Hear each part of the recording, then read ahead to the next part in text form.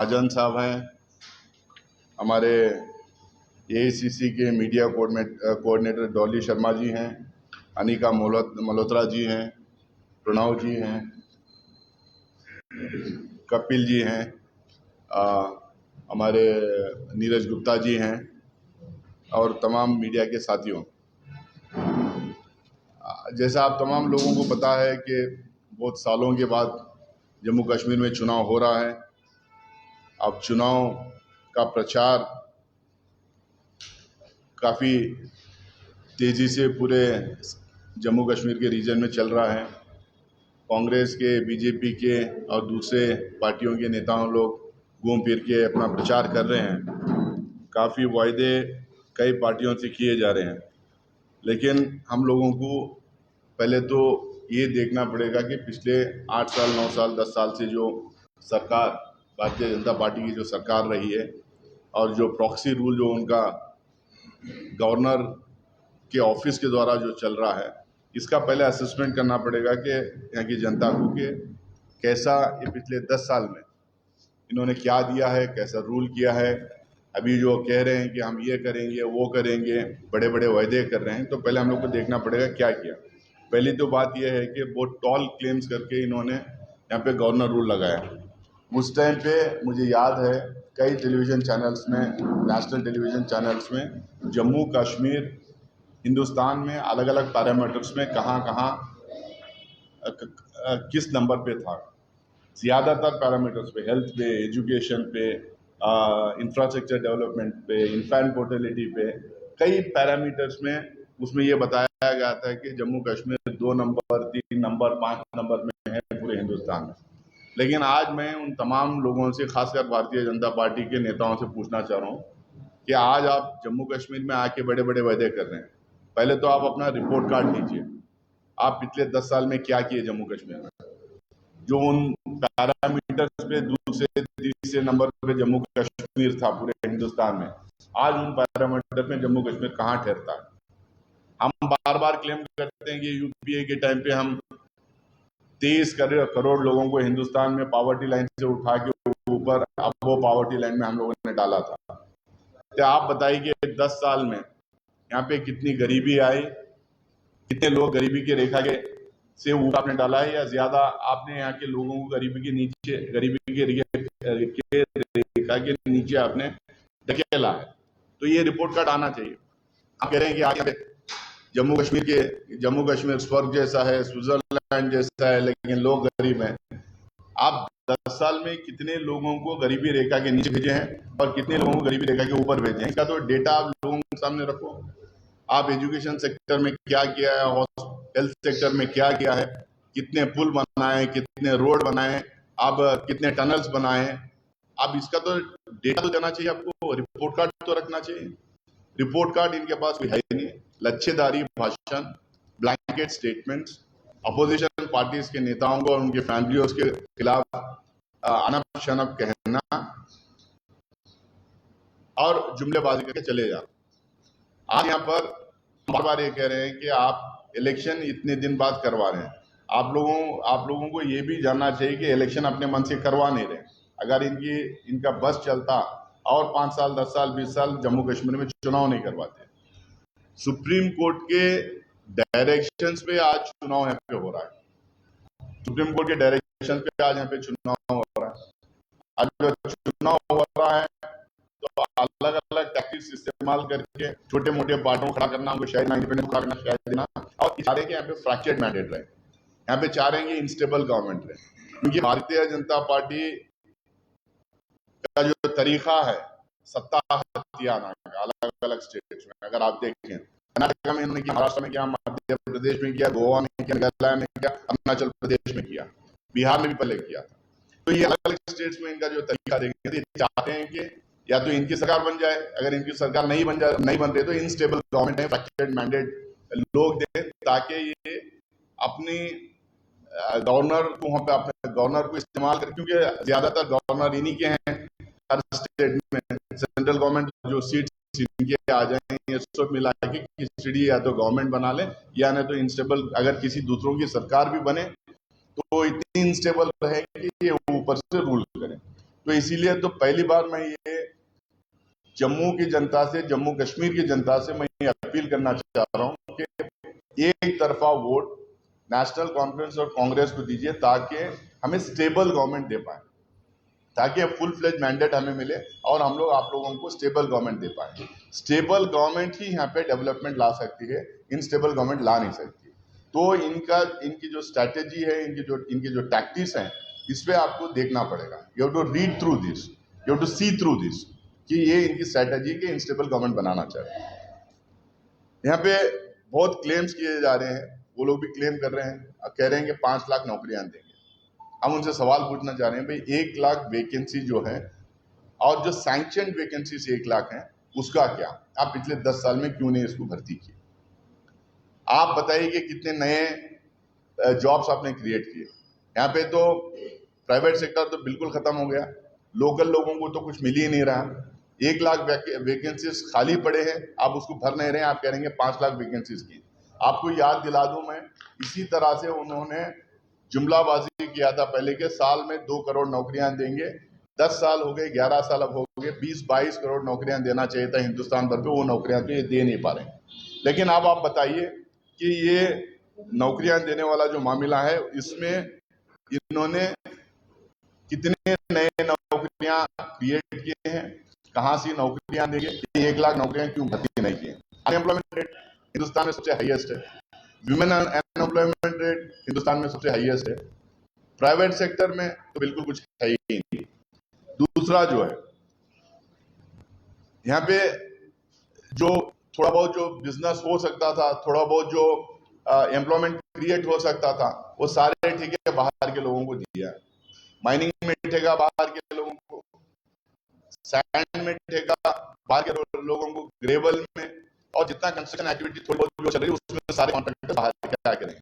जो बाहर के लोगों को लेके आके अपने क्रोनी कैपिटलिस्ट फ्रेंड्स को, अपने क्रोनी फ्रेंड्स को लेके आके यहाँ पे आप उनको ठेके देंगे, तो यहाँ के लोगों को कहाँ का बिजनेस मिलेगा और कहाँ की नौकरी मिलेगी? ऊपर से गवर्नर हाउस एक करप्शन का अड्डा बन गया। करप्शन केसेस इतने भी हैं। पहले तो यहाँ पे जो गवर्नर थे सत्यपाल मलिक साहब, उन्होंने इतना बड़ा खुलासा करके गया, अब उनके ऊपर उल्टा रेट्स हुए। यहाँ पे एक IAS ऑफिसर थे अशोक, उन्होंने इतना बड़ा स्कैम जल जीवन मिशन में उन्होंने हाईलाइट किया, उसका कुछ हुआ नहीं। इतना बड़ा स्कैम मुझे नहीं लगता कि किसी और स्टेट में एक जल जीवन मिशन हुआ होगा। उसमें हुआ, उसमें नहीं, उसमें इन्होंने कुछ नहीं किया। रिक्रूटमेंट स्कैम हुआ, माइनिंग स्कैम हुआ, सैंड स्कैम हुआ, लिकर स्कैम हुआ। अब ये सारे जो स्कैम्स हो रहे हैं थ्रू गवर्नर हाउस ही हो रहे हैं। गवर्नर एक अड्डा बन गया, गवर्नर हाउस एक अड्डा बन गया। और ये स्कैम कौन करवा रहा है? भारतीय जनता पार्टी के आकाश जो दिल्ली में बैठे हुए, वो लोग करवा रहे हैं थ्रू गवर्नर हाउस यहाँ पे पूरे जम्मू कश्मीर में। अब आप कह रहे हैं कि आप साफ सुथरी सरकार देंगे, लेकिन ये स्कैम्स जो हो रहे हैं इसका क्या होगा? हम ये कह रहे हैं जैसा ही हम लोग सरकार में आए, जैसा ही कांग्रेस की और NC की सरकार यहाँ पे बनेगी, ये सारे स्कैम्स में इन्वेस्टिगेशन करवाएंगे और जो लोग इसके लिए जिम्मेदार हैं उनको जेल में डालेंगे, उनको कटघरे में खड़ा करेंगे, जेल में डालेंगे। और जितना ठेका बाहर के लोगों को दिया है वो सब खत्म करके यहाँ के जो लोकल्स हैं उनको हम वापस ठेका देने का काम करवाएंगे। एजुकेशन का, अबे ये कह रहे थे कि लोग पहले अमित शाह पार्लियामेंट के अंदर मैं था, उसमें पार्लियामेंट के अंदर ये कहे, कई जगह इन्होंने कहा कि ये बच्चे जो है यहाँ पे पत्थरे मारते हैं, स्कूल नहीं जाते, पत्थरे फेंकने के लिए बच्चों को इस्तेमाल किया जाता है। मैं इनसे पूछना चाह रहा हूँ, पिछले 10 साल में कितने स्कूल बंद हुए, कितने टीचर्स के वैकेंसीज क्रिएट हुए, कितना एनरोलमेंट कम हुआ? 4400 स्कूल्स बंद हुए, 4400 स्कूल्स बंद हुए और करीब 6000 टीचर्स के वैकेंसीज खाली हैं। 6000 टीचर्स के वैकेंसीज खाली हैं। हायर एजुकेशन में तो बिल्कुल कुछ पैसा इन्होंने लगाया नहीं। जो स्किलिंग सेंटर, जो सेंटर से 1315 स्किलिंग सेंटर जो सैंक्शन किए गए थे, उसमें मात्र जो है 30% या 35% स्किलिंग सेंटर स्टार्ट हुए हैं। और गवर्नमेंट स्कूल्स में जो एनरोलमेंट होना, वो स्किलिंग सेंटर्स में जो एनरोलमेंट होना था, उसमें 65,000 बच्चों का जो एनरोलमेंट होना था वो एनरोलमेंट नहीं हुआ। अगर आप लगातार आप एजुकेशन सेक्टर में देखेंगे, आप पहले ये कहते थे पत्रे मार रहे थे, अब पता है भाई बच्चे जा कहाँ रहे हैं, स्कूल सब बंद करवा रहे हैं, टीचर्स है नहीं, एनरोलमेंट लगातार गिरते जा रहा है, तो अब ये बच्चे कहाँ जा रहे हैं। एजुकेशन पे आप कितना ध्यान दिया है, कितना पैसा हायर एजुकेशन में दिया है, कितने IITs और IIMs यहाँ पे लाए हैं, कितने कॉलेजेस और कितनी यूनिवर्सिटीज आपने खोला है, इसका रिपोर्ट कार्ड उनको देना चाहिए। और सबसे बड़ा जो इनकी देन है, सबसे बड़ी देन जो जम्मू कश्मीर के लिए है, ड्रग्स का जो मेनेस यहाँ पे जो फैलाया है इन्होंने, और इसमें जो नौजवान बच्चे, जो स्कूल गोइंग कॉलेज गोइंग बच्चे, जो स्टूडेंट्स हैं, इनमें जो ड्रग्स जो फैला हुआ है, आखिरकार इतना ड्रग्स आ कहाँ से रहा है। कहीं ऐसा तो नहीं कि गुजरात में जो मुद्रा पोर्ट में हजारों करोड़ों रुपयों का जो ड्रग्स पकड़ा गया था, कहीं ऐसा तो नहीं कि वो ड्रग्स यहाँ पे भेजा जा रहा है। मैं नहीं ये कह रहा हूँ, सरकार यहाँ पे इनकी है, सरकार दिल्ली में इनकी है। 22-23 में एक JPC का रिपोर्ट, 22-23 में स्टैंडिंग कमेटी का रिपोर्ट है। स्टैंडिंग कमेटी किसकी है? सरकार की, सेंट्रल गवर्नमेंट की स्टैंडिंग कमेटी है। किसके बारे में बोल रहे हैं? जम्मू कश्मीर के बारे में बोल रहे हैं। यहाँ कौन है? यहाँ पे भी सरकार उनकी है, सरकार की या गवर्नर उनका है। 12.5 लाख बच्चे, 13.5 लाख बच्चे ड्रग्स से अब्यूज्ड हैं, ड्रग्स में इन्वॉल्व हैं। ये ड्रग्स कहाँ से आ रहा है? इसमें इन्वेस्टिगेशन क्यों नहीं हो रहा है? क्यों इतना ड्रग्स जो आ रहा है वो पकड़ा नहीं जा रहा है? ये किसी अरे गहरे की बात नहीं, कोई जर्नलिस्ट लिख नहीं रहा, ना कांग्रेस पार्टी के लोग ये कह रहे हैं, ये स्टैंडिंग कमेटी के लोग कह रहे हैं। ये गवर्नमेंट ऑफ इंडिया के रिकॉर्ड्स में और पार्लियामेंट के रिकॉर्ड्स में दर्ज है। तो आप हमारे बच्चों को ड्रग्स के रास्ते पे डाल रहे हैं, क्योंकि जो ड्रग्स पकड़ा गया था गुजरात का, कहीं ना कहीं बिकना था और वो यहाँ पे बेचा जा रहा है। तो आप गवर्नर से मैं पूछना चाहता हूं कि, और सरकार से, सेंट्रल गवर्नमेंट से पूछना चाहता हूं कि हमारे देश के बच्चे, जम्मू कश्मीर के बच्चे जो ड्रग्स के रास्ते पर जा रहे हैं, इनका आप क्या करेंगे? इसके लिए रोड मैप क्या है आपका? और यहाँ पे खासकर जम्मू की अगर मैं बात करूं तो जम्मू की अगर बात करूं तो जम्मू मुंह हुआ करता था, जिसको इन्होंने बंद करवाया। मैं तो हर जगह देखता हूँ, देश भर में घूमता हूँ, देश भर में इलेक्शन करवाता हूँ, कैंपेन करवाता हूँ, पार्टी का CWC मेंबर होने के नाते। ज्यादातर व्यापारी लोग जो है, ज्यादातर व्यापारी भाई जो है बीजेपी को सपोर्ट करते हैं, लेकिन उनका तो पूरा व्यापार इन्होंने बर्बाद करवा दिया, खत्म करवा दिया। जम्मू मुंह हंसी आता था, उसमें रघुनाथ बाजार, अप्सरा बाजार जो हुआ करता था, इसमें 4 चांद लगते थे, बिजनेस होता था, मूवमेंट होता था, बिजनेस इधर से उधर फैलता था, लेकिन वो बंद करवा दिया इन्होंने। और उनके लिए क्या इन्होंने फायदा पहुंचाया, क्या उनको एडिशनल सपोर्ट किया सरकार की तरफ से, इसका कोई हिसाब किताब है नहीं। स्मार्ट मीटर्स लगे, स्मार्ट मीटर्स से कहां तक बिल बढ़ गए, 5,000 रुपए तक बिल चल रही। आप एक तरफ एम्प्लॉयमेंट दे नहीं रहे, आप गरीबी की रेखा के नीचे लोगों को ठेल रहे हैं, यहाँ का बिजनेस और ठेका बाहर वालों के लिए दे रहे हैं, और ऊपर से स्मार्ट मीटर्स लगा के 5-5 हज़ार की आप बिजली का बिल। और बिजली का बिल कब? जब बिजली नहीं आ रही। लगातार इलेक्ट्रिसिटी में कटौती, प्रॉमिस किया जाता है कि 12 घंटे देंगे, 18 घंटे देंगे, 22 घंटे देंगे। Undeclared, unannounced, unscheduled power cuts होते हैं। इसके लिए कौन जिम्मेदार है? खासकर ऐसे टाइम पे जब गर्मी है, जो है कि लोग क्या करें, एग्जामिनेशंस बच्चों के रहते हैं, वैसे टाइम पे बच्चे क्या करें? तो इसका जवाब कौन देगा?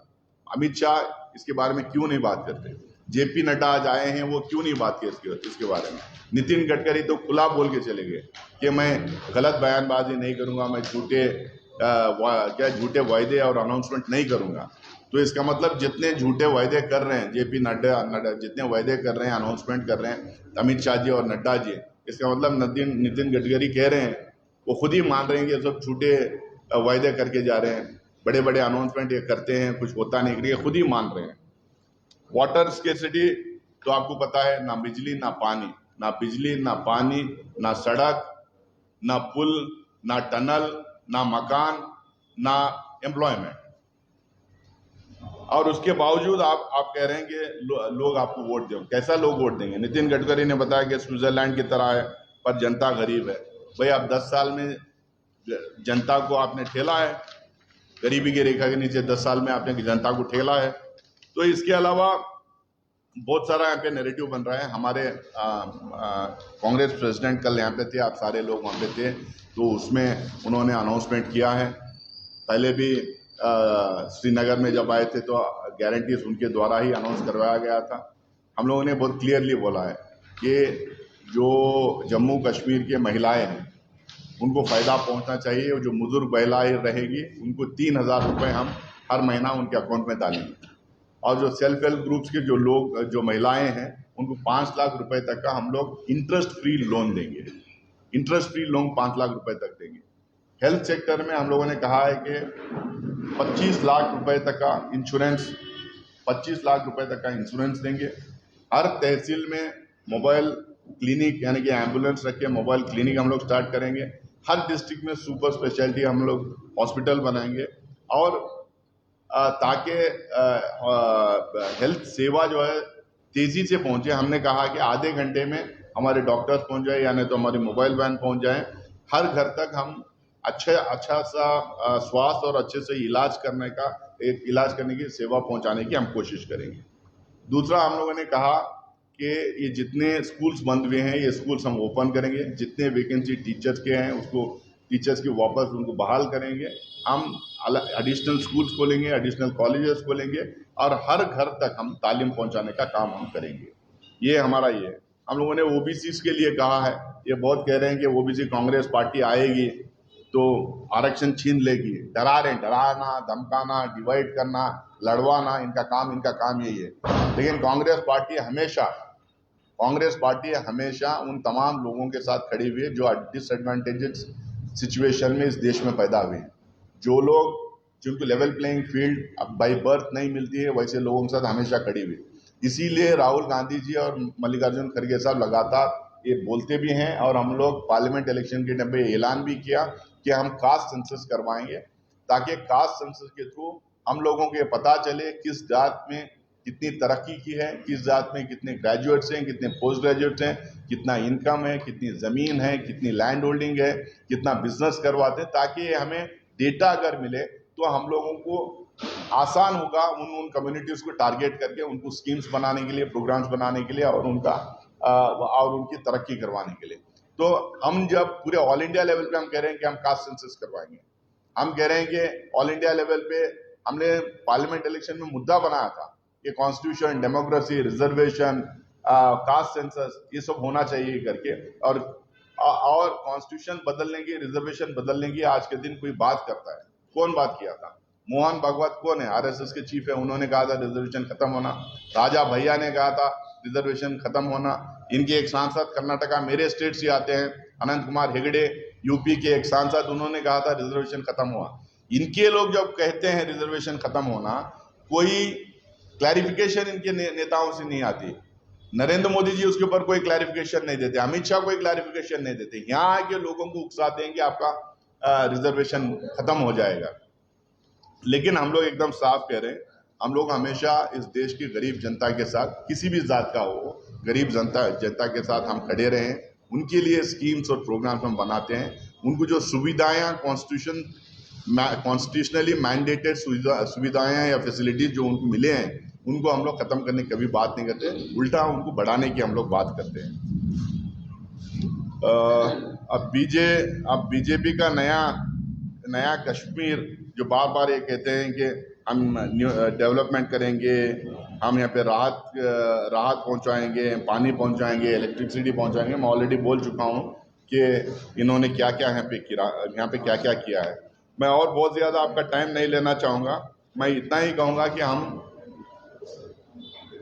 सरकार में आए, हम लोग अपील कर रहे हैं कि हमें फुल फ्लेज मैंडेट मिले। हम अपील कर रहे हैं कि हमें स्टेबल सरकार देने के लिए एक तरफा मैंडेट दें। ये इंडिपेंडेंस के चक्कर में, छोटे पार्टियों के चक्कर में ना रहें, वन साइड हमें मैंडेट दें। दूसरा, हम ये कह रहे हैं कि हम लोग ये स्टेटहुड दिलवाएंगे। पहली बार हिंदुस्तान में 75 साल में, कल हमारे अध्यक्ष जी ने भी कहा, 75 ईयर्स में पहली बार ऐसा हुआ है कि एक स्टेट को खत्म करके यूनियन टेरिटरी में तब्दील किया गया है। हम लोगों ने हमारे शासन में यूनियन टेरिटरीज को स्टेट्स में हम लोगों ने स्टेट्स का अपग्रेडेशन किया था, यहाँ पे डिमोशन हुआ है। तो हम सरकार में आएंगे तो हम स्टेटहुड की लड़ाई लड़ेंगे, स्पेशल स्टेटस की लड़ाई लड़ेंगे, हम स्पेशल पैकेज की लड़ाई लड़ेंगे, यहाँ की अवाम की तरक्की की लड़ाई लड़ेंगे। जो गवर्नमेंट के जो स्कीम्स हैं, जो 65% जो सेंट्रल गवर्नमेंट स्कीम्स यहाँ हैं जो इम्प्लीमेंट नहीं भी हैं, जिसका पैसा ऐसा ही पड़ा हुआ है, जिसको डाइवर्ट किया जा रहा है, उसको पूरी तरह से उन्हीं स्कीम्स में इम्प्लीमेंट करवाने की कोशिश करेंगे और यहाँ के लोगों को प्रोटेक्शन मिले, यहाँ के लोगों के बीच में भय का वातावरण ना रहे, यहाँ पे आतंकवाद हमले और घटनाएं जो हो रही है खत्म हो और लोगों को यहाँ पे तरक्की के रास्ते पे डालें और यहाँ के लोगों को सारे फैसिलिटीज दिया जाए। इसकी लड़ाई हम लड़ेंगे और एक अच्छा शासन हम लोग देंगे। इसी बात के साथ फिर से एक टाइम अपील करते हुए हम लोग चाह रहे हैं कि फुल फ्लेज मैंडेट हमें मिले, एक तरफा मैंडेट हमें मिले, ताकि हम आपके लिए खड़े रहें, ताकि हम आपकी आवाज़ दिल्ली में उठा सकें। बहुत बहुत शुक्रिया आप तमाम लोगों का। आज शाम सेक्रेटरी का प्रचार नहीं हो रहा है, क्या असेसमेंट है जो सीटें कांग्रेस जम्मू कश्मीर से? देखिए, हमें सरकार बनाने के लिए जितने सीटें चाहिए उतने सीटें कांग्रेस को और एनसी को मिलेंगी, लेकिन हम अपील कर रहे हैं कि हमें बड़ा मैंडेट दीजिए ताकि हम आपकी आवाज़ बन सकें दिल्ली में, हम आपकी लड़ाई लड़ सकें और हम लोग अनइंटरप्टेड 5 साल यहाँ पे अच्छा गवर्नेंस और अच्छा रूल यहाँ पे कर सकें।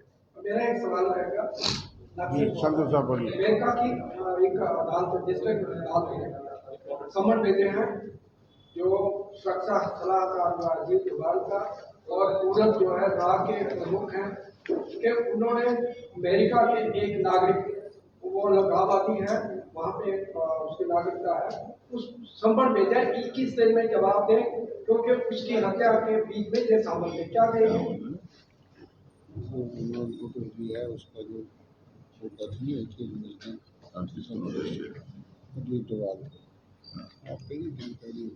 देखिए, इसकी एक्चुअली मुझे जानकारी है नहीं, मैं इसकी जानकारी लेके आपको बताऊंगा, नहीं तो हमारे शर्मा जी बाद में आपको कितना देखिए, इसमें हमारे डिप्लोमेटिक रिलेशंस इन्वॉल्व हैं, फॉरेन पॉलिसी इन्वॉल्व है, तो मुझे बिना जानकारी मुझे नहीं लगता कि मुझे इस पर स्टेटमेंट करना है। मैं जरूर जानकारी करके कांग्रेस पार्टी का स्टैंड उसके ऊपर क्लियर कराऊंगा। एक सवाल और रहेगा छोटा सा कि जिस तरह से हमेशा से बीजेपी अपने प्रेस कॉन्फ्रेंस में, अपनी रैली में एक ही इल्जाम कांग्रेस के ऊपर लगाते हैं कि ये परिवारवाद है, इन्होंने 70 साल में कुछ नहीं किया और ये अगर आएंगे आतंकवाद को बढ़ावा देंगे, क्या कहेंगे इसके ऊपर? देखिए, उनके 2 स्टेटमेंट्स हैं। नितिन गडकरी कहते हैं कि कश्मीर स्विट्जरलैंड के जैसा है, दूसरी तरफ ये कहते हैं कि हम लोगों ने 70 साल से कुछ काम नहीं किया। अब तीसरा मैं उनसे सवाल पूछ रहा हूं कि अब हम जब चुनाव में जब जाते हैं, 5 साल के बाद जब चुनाव में जाते हैं, तो हमेशा ये होता है कि जो मौजूदा सरकार है वो अपना रिपोर्ट कार्ड जनता के सामने रखती है। कोई 70 साल 50 साल की बात से ज्यादा बात ये होती है कि पिछले 5 साल या पिछले 10 साल जो पार्टी सरकार में है वो पार्टी को अपना प्रोग्रेस रिपोर्ट, अपना रिपोर्ट कार्ड जनता के सामने रखना। मैं आपको बताया हूं कि पिछले 10 साल में इन्होंने किस तरह से जम्मू कश्मीर को बर्बाद किया है, किस तरह से यहाँ के लोगों के साथ, क्या लोगों के भावनाओं के साथ खिलवाड़ किया है, किस तरह से यहाँ पे जम्मू कश्मीर के गवर्नर का हाउस को गलत तरीके से इस्तेमाल करके बीजेपी लूट खसोट मचा के यहाँ के रिसोर्सेस और यहाँ के फंड्स बाहर के लोगों के थ्रू इन्होंने लूट